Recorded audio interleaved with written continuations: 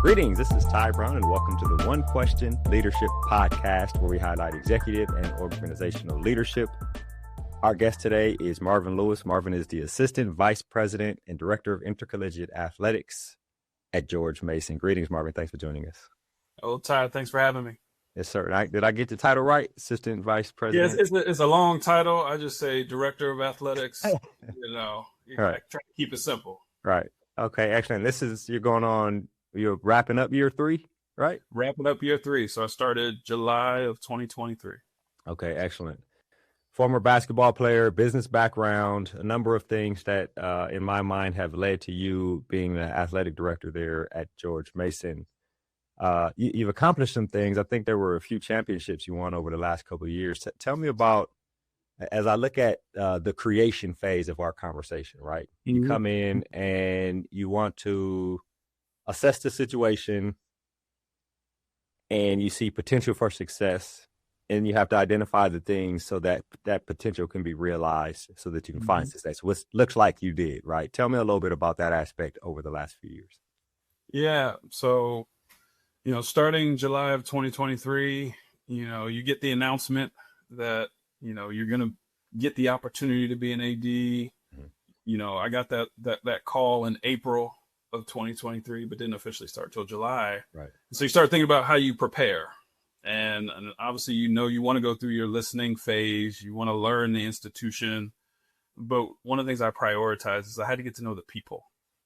Okay. And so one of the first things that I did was distributed a survey, a high-level survey to every employee. We have about 110 employees, just to get a sense of where is our organization from their eyes. Ask questions about, what should we start, stop, and keep? What units are performing well? Which units may not be performing well? What's the one thing you'd want to change? Excuse me. If you were the athletics director, just asking those high level questions. And what really jumped out at me is I got a 90% response rate. And when you submit a survey where people don't even know who you are, right, you haven't even had a true press conference yet, you ask the questions and I got great answers. One is it showed me that the department was yearning for leadership. 2, that everyone has an opinion on the things that should be improved. But 3, there was a commitment to wanting to get better. Okay. And so that got me excited stepping in to say, we got some hungry employees that are ripe for taking us to the next level. And it wasn't my job to come in and change everything, but what are the small wins and tweaks we could make to show progress and show that, my foundational beliefs in education, sport, entrepreneurship were going to be critical to our success. And so right away, we made a couple of adjustments based on their feedback, which gave me an opportunity to get buy-in from them. And then we embarked on a 12-month strategic planning process. I joked with a group the other day. I said, how many ADs would hire a coach without a playbook? And for us, we never had a playbook at Mason. So I said, let's go build one. And so spent 12 months. We had stakeholder engagements, internal, external, student athletes were involved, donors were involved, but we were really inclusive in engaging in this strategic planning process. And last summer, we finalized and rolled out that strategic plan or strategic roadmap. It's Patriots United, Patriots United, Together We Thrive. That's our tagline for our strategic plan. And it really outlines the playbook for us to have success. And so, long way to answer your question, but I think the starting point was starting with people. You got to build a good team. You got to understand the dynamics of the people. But then 2, you need a playbook. And we built that playbook, and now we're starting to execute. And when you have that playbook and it gives people hope, it gives them clarity on what we're trying to accomplish. It gives them tangible steps to make progress. We've seen a lot of success, and we're really fortunate that in my second year here, We won 5 conference championships across our 22 sports. And that's the first time Mason has won that many championships in one year since 1996. So it's been 30 years.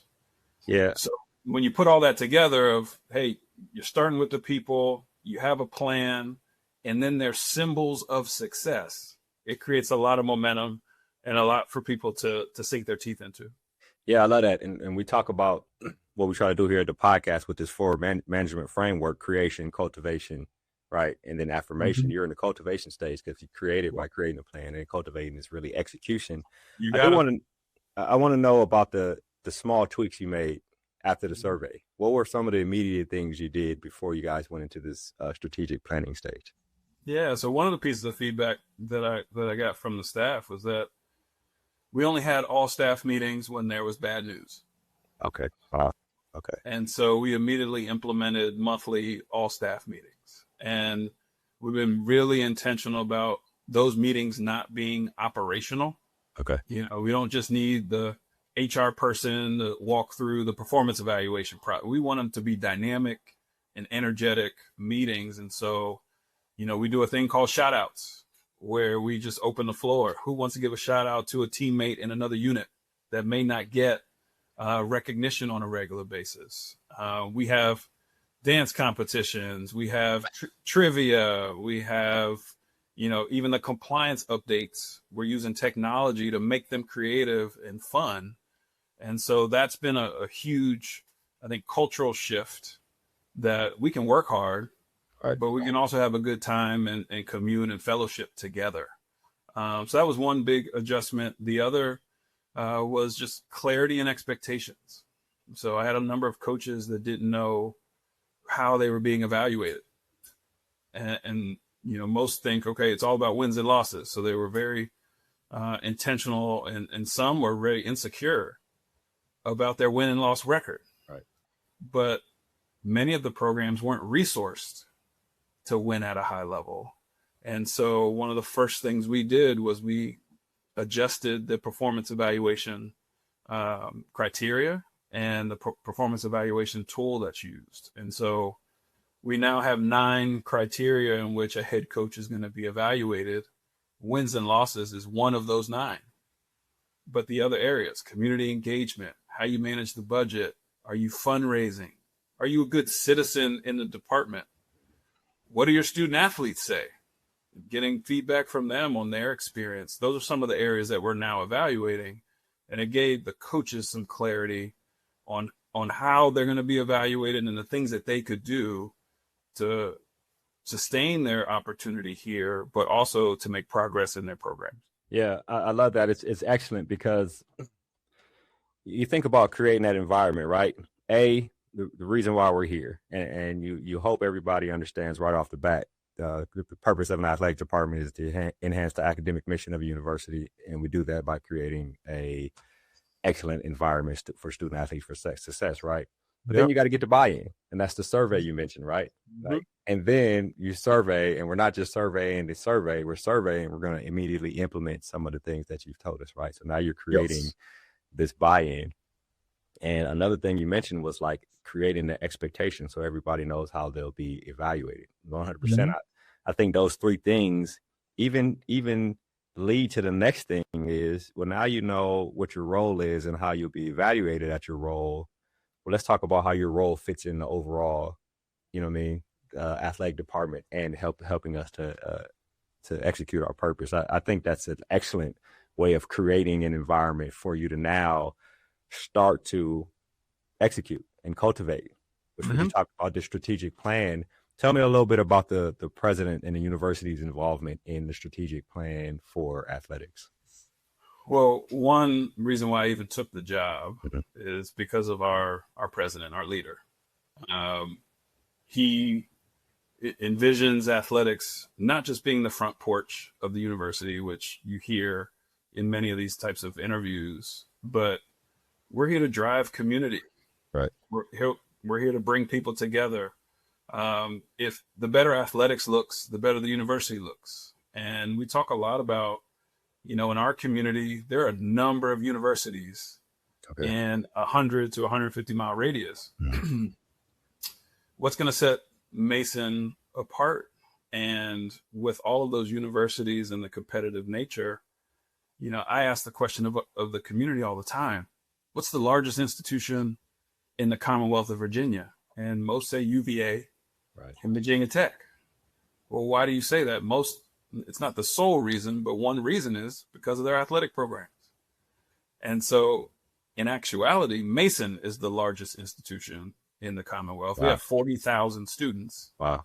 We have 250,000 alum. 70% live in the DMV area, and you wouldn't know it. And that's where athletics can help create that visibility. So our president values that. So that's the starting point. And when I went to him and said, hey, here's the feedback I'm getting from our staffs, our coaches, our student athletes, we need to build this playbook. He said, 100%, let's do it. Because he did the same thing at the university level. He's been here since 2020, April of 2020. And so one of the first things that the university embarked on when he arrived was a strategic plan. And so there was alignment there in terms of strategy. And then the other piece is, when I first got here, one of my priorities was to build bridges to the campus. Usually athletics, you go to campus because you want people to come to games. But my starting point was, how can athletics help you do your job better? So university life, how can athletics help you? Admissions and enrollment, how can athletics help you? Recreation, which doesn't report to athletics, but obviously there's synergies with, club, intramurals, those types of engagements. I went to recreation and said, how can we help you enhance your initiatives and priorities? And so we created a steering committee. We did focus groups with those campus partners when we embarked on our strategic plan. And we were really intentional about saying that this isn't Marvin's plan. This isn't just an athletics department plan, but this is a campus plan. What do you want to see in an athletics department? And I think that buy-in across the hill or across the street to the academic enterprise was what created a lot of buy-in and a lot of momentum for the support we've gotten over the past couple of years. How does your staff, when you look at having a strategic plan, now I imagine your evaluation of the strategic plan are probably a few of the high-level goals or high-level things to accomplish and how we accomplish them. But staff is probably a little deeper into the weeds and the bullet points and knowing what to accomplish. Mm-hmm. Tell me how you organize that in terms of how you evaluate your execution of the strategic plan, and then different people on your staff, how they evaluate or how you expect them to evaluate. Yeah, so each of my senior leaders have one of the pillars in the strategic plan that they're responsible for. But one of the things we did last summer is, we created a new position. It's a senior deputy athletics director / chief operating officer. Okay. It's the first time we've ever had that position. So we created it last summer, and it's truly a number two. Who's going to serve as my number two? And we were able to hire Ashton Henderson, who's very fortunate to have him. You know how strong of an administrator he is. He knows everybody across the NCAA landscape, just because he's a great person and a great leader. So bringing him in was huge. And one of his responsibilities is to really shepherd the strategic plan. And so he's worked with our senior leaders to make sure our goals and our strategies align with the plan. But the thing that I felt like was really critical so that there was line of sight downstream to the boots on the ground is we had to create some metrics, right, and that folks could see either success or see where we need to make adjustments. And, I'm a leader that utilizes my student athlete experience every day in leadership. So I remember my coaches used to say, you need to know time and score before you make a decision. So if we're down by 2 and there's 30 seconds left, you know what play you're going to call because you know time and score. Well, we've created time and score reports within the strategic plan so that quarterly we're checking in to see, okay, well, how are we doing with ticket sales? How are we doing with sponsorships? or even on the academic side and student athlete development, how many student athletes are showing up to the workshops and the programming that we're putting out there? So we use these time and score reports to make sure that, one, the frontline employees see how there's line of sight to the overall vision, but then we can hold each other accountable. And one of our core values is accountability. I've always been somebody that looks at accountability as a good thing, that if we're hitting our marks, we can celebrate it and we can get excited about it. It's not all about telling people they're doing something wrong. With accountability, it's also celebrating when we're doing things well. And so over the past couple of years, we've had a lot of opportunities to celebrate because we've hit a lot of the metrics and the marks that are in this plan. Give me an example of a metric that isn't related to wins, losses, or let me make it even harder for you. Example of a metric that's not related to wins and losses, and it's also not related to like amount of revenue or dollar amount. And don't use the amount of people that come to the student athlete development meeting because you just mentioned that a couple minutes ago. Yeah, I got you. But so one of our priorities, and I always say our student athletes are our North Star. Mm-hmm. But in Northern Virginia, there's a strong business community here. Okay. And many of our student athletes choose to come to Mason because they want access to jobs, and whether it's internships or jobs, but they want access to that business community. And so one of the metrics that we still haven't reached it yet, we're still building towards it, but one of the metrics is I want every student athlete that comes through Mason to have an internship. So we're tracking now for the first time how many kids have internships every summer. And so hopefully we're able to tell that story at the end of someone's career here, that they've had 2 or 3 internships, and hopefully then now they have employment in the region. So that's one of those metrics that isn't tied to revenue generation, but still aligns with our mission of supporting these student athletes at a high level. And we're working towards getting to that 100% internship rate as we speak. Yeah, I love that. Excellent answer to that question. Right. You're trying to get me. I appreciate that. It's okay, right? It's what I do. I ask questions, right? You talked about Ashton, right? He's a Spartan. Go green. Love him to death. I wonder about the habit for you of, this is your first athletic director job. Yeah. And so you come in, and you spend a year as the final decision maker. You create a culture around you where you get insight from everybody, but then you hire a number 2 with that role. Mm-hmm. Tell me about being acclimated to having somebody where it's like, hey man, here's a stack of things that I've had to make a decision on. You can make those decisions so I can go focus on this 50,000 foot up over here. Tell me a little bit about that. Yeah. So one, we were really thoughtful in creating the position and how it was structured. 2, we were really thoughtful in recruiting folks that I felt like complimented me. And would be, again, the starting point is good people, good humans. Yeah. Not everybody enjoys the building process. Not everybody has that, I call it that muscle. And Ashton's someone that has that. He loves building. He has experience of building great student athlete development or NIL programming, sports performance ecosystems. He's had experience building that. And so that's what got me excited. But we've never worked together. We've seen each other at NACTA. I think at one point in time we were in the ACC together and on a track and field committee together, but this was the first time of working with each other. And one, I'm so excited that he chose us. Because he could have gone a number of different places.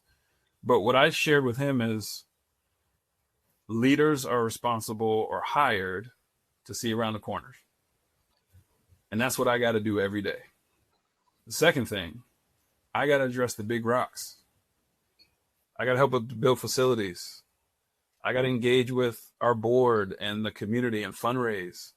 I got to generate more revenue. And then I got to make sure I'm a campus citizen that's visible every day. And I said, so for me to do that, I need you to help me take care of the small rocks.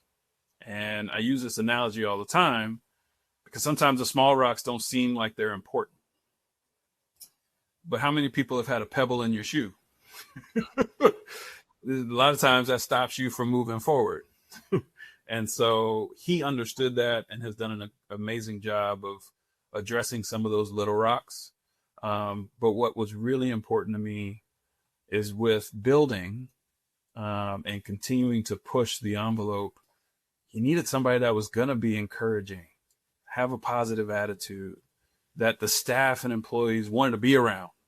You know, even the all staff meetings that I referenced earlier, he's responsible for leading those meetings because I know the type of energy and vibe that he's going to bring to the table. So he's done an amazing job of meeting my expectations and executing because of who he is and because of the type of leader he is. So it's been a good quote unquote marriage with having him on board and him helping to address the little rocks as well as the culture in the department while I address the big rocks. Yeah, no, I love that. That's very important. I got a side question that popped in my head. Yeah. Have you ever won a dance competition in those team meetings? And if so, what kind of dance did you do? So again, this is Ashton and the team. So I'm somebody that at a basketball game, you know, I'm going to have a good time. And so we have a MC at the games, and he came over to my wife and I, and the Dougie was playing. So I started doing the Dougie. And they got it on video. It was on the big screen. And so they ended up capturing that video. And at the next all staff meeting, Ashton plays me doing the Dougie in front of the whole staff. That's hilarious. And so then we had a couple of other staff members jump up and do the Dougie too. So I wouldn't say I won the dance competition. It was kind of the old man Dougie, you know. Okay. Yeah. We do what we got to do, right? Yeah, but it was a good time, and we try to have some fun with it. I love that. One thing I've seen some of the great administrators do, and I wouldn't say it's a correlation or causation, but a lot of the great administrators are involved in the industry as well as their own campus, right? And within the last year, you become a part of this the women's basketball committee, right? Help select the teams that play in the tournament, so we can be excited. See coaches get into it on the side, the court side, and then watch the game and know who's coming in as the behemoth, and the behemoth doesn't always win. And now you have more teams winning in women's basketball because for a while there was only a few teams that won. Talk to me a little bit about being on that committee, what that has shown you specifically about women's basketball, but also what that has shown you in terms of how the full apparatus works of the tournament, of championships, and those types of things. No, it's a great question. And first, I just want to give credit to Jill Bodensteiner, who's the commissioner of the Horizon League, a former athletic director colleague at St. Joe's, and Bernadette McGlade, commissioner at the A10. When Jill decided to step down from her 5-year term, because she did 3 of those 5 years, they both recommended me to fulfill Jill's spot. And so that happened last summer, and I wouldn't have been on the committee if it wasn't for them. So I want to give them a shout out and appreciate the experience and the exposure. It's been a whirlwind of a year with being on the committee. And initially I thought, okay, well, you'll go to Indy for a week, before, the last week of February, before selections happen. And then you make the selections, and then you might go to the Final Four. And that was about it. I didn't fully understand the scope and the breadth of responsibility. When I got on board in May, we had meetings, virtual meetings with the men's basketball committee. In June, we had in-person meetings for a week. In July, we had site visits. In October, we also had other, Zoom calls throughout the year. So one, it's time intensive. But 2, it just shows how thoughtful the members of the committee and the NCAA are about something that's so impactful to the culture of our country. I mean, March Madness is that. I mean, it galvanizes our entire country. And so it's been really exciting to be a part of that and see behind the curtain and do it with great leaders. It's a time commitment. I mean, I just told my staff the other day, I'm happy to be back on campus because from the middle of February until last week, I was out.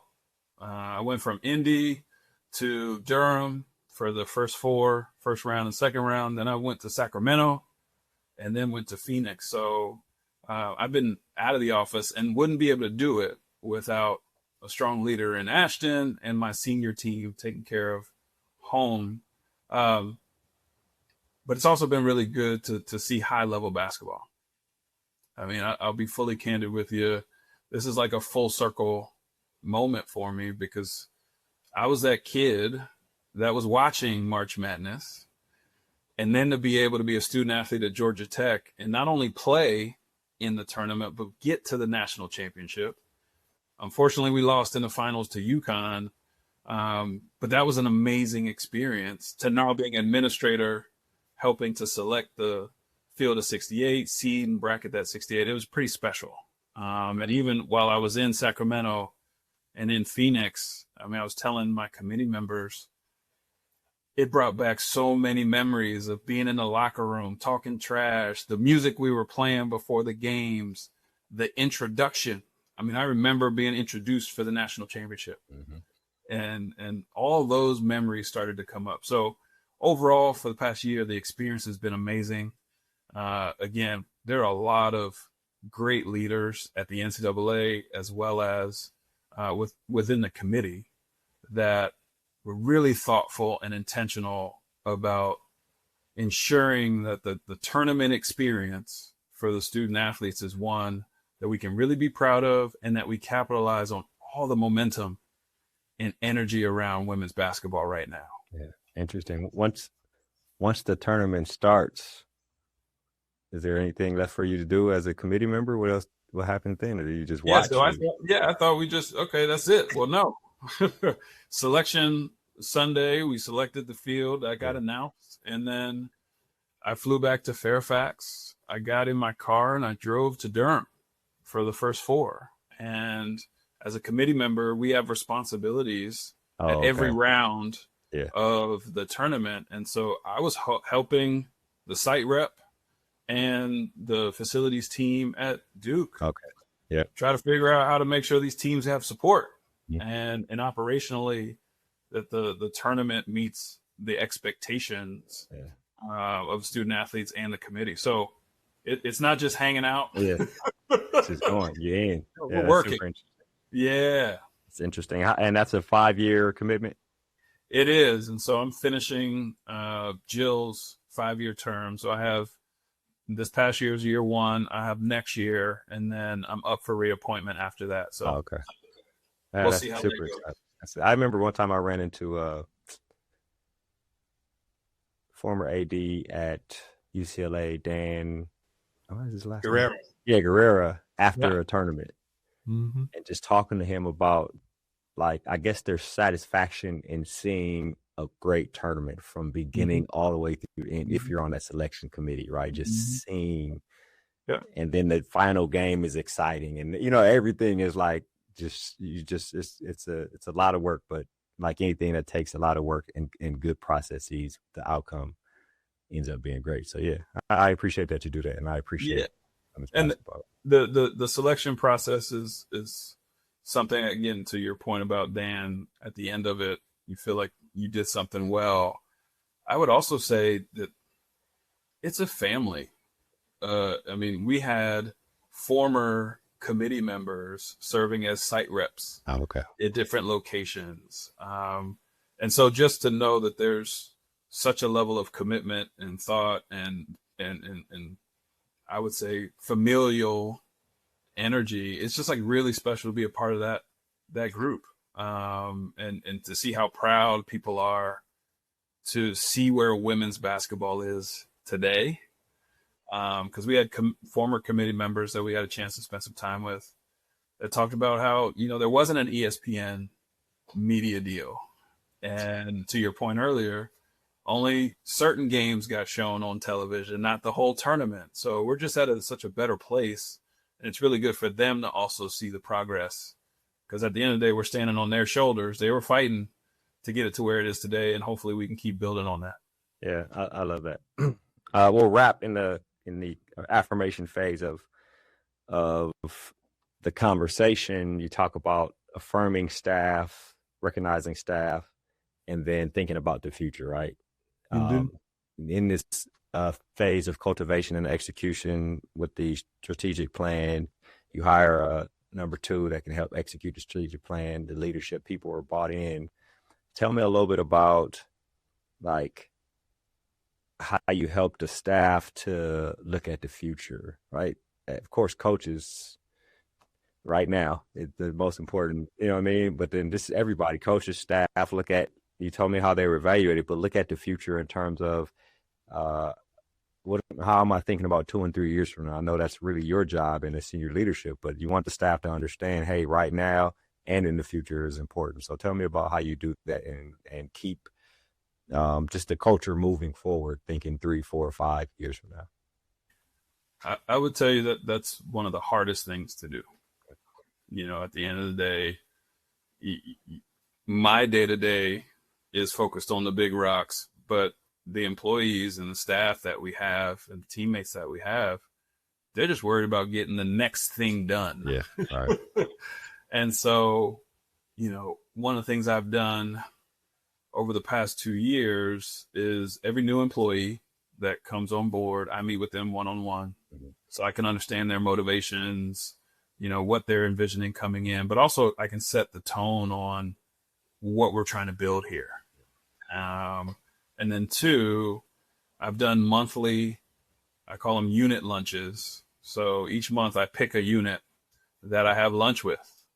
And 1, I just ask them a bunch of questions to get to know them, but then 2, give them space to continue to give me feedback on what's going well, what's not going well, you know, and usually it's not the big rocks.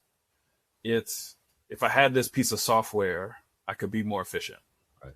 Or if we had a better relationship with this unit on campus, things would be more streamlined. And so it's like really good feedback to then take to my senior team and say, guys, have you gotten this feedback? Because this is what I've been told.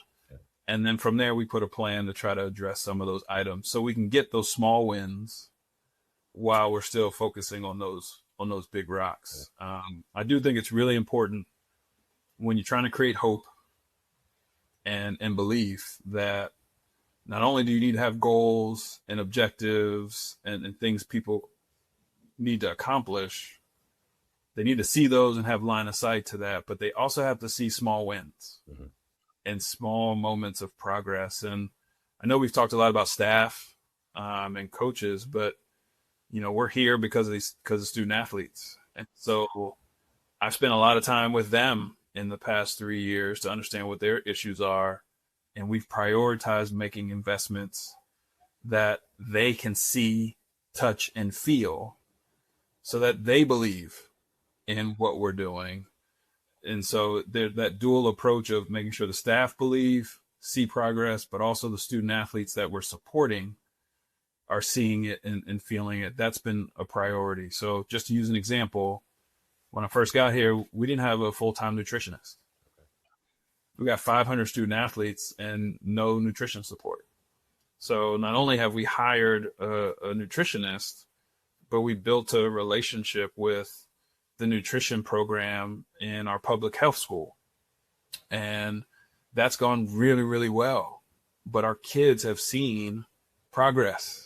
Our coaches have seen some progress, which I believe gives them hope that we're not just selling a dream 20 years from now, but there's an incremental progress that they can believe in and feel supported by. Yeah, I love that. I guess every once in a while, maybe you come across somebody that may have a vision for the future that you're like, oh, this person, right? Yeah. Tell me about that aspect, and we'll wrap on that in terms of identifying people who are future leaders, either in the department or in college athletics, possibly. Yeah. So one, in terms of identifying leaders in college athletics, you know, for me, it's all about service. Yep. You know, I've served as a mentor, as a part.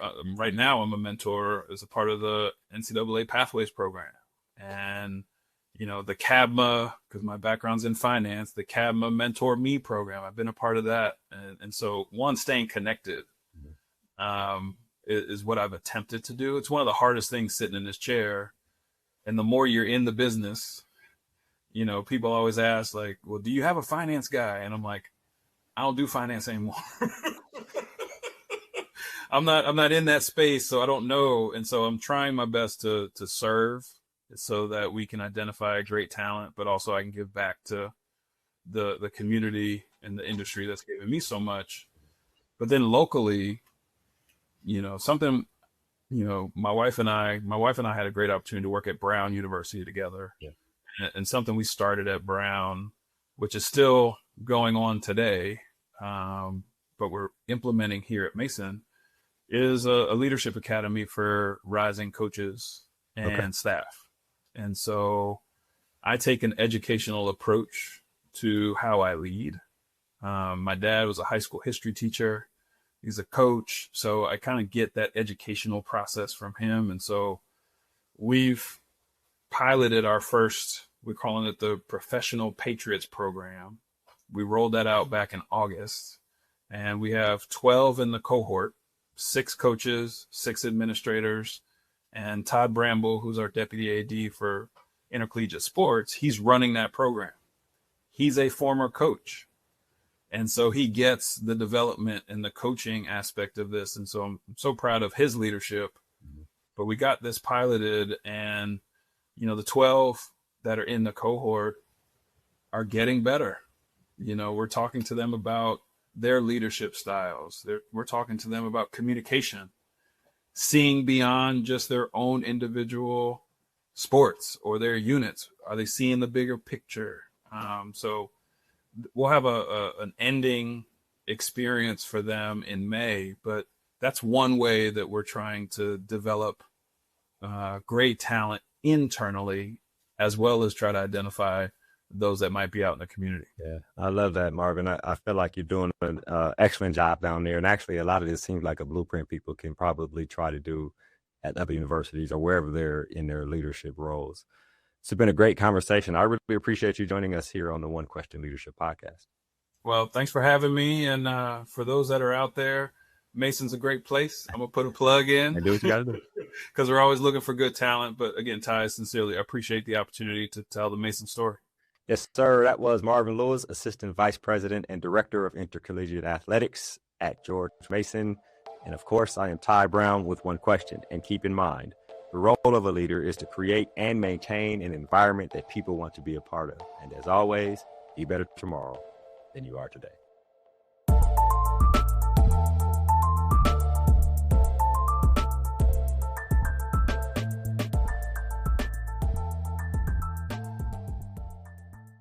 This episode of the One Question Leadership Podcast is produced by Spades Media Group, solving problems using creative leadership.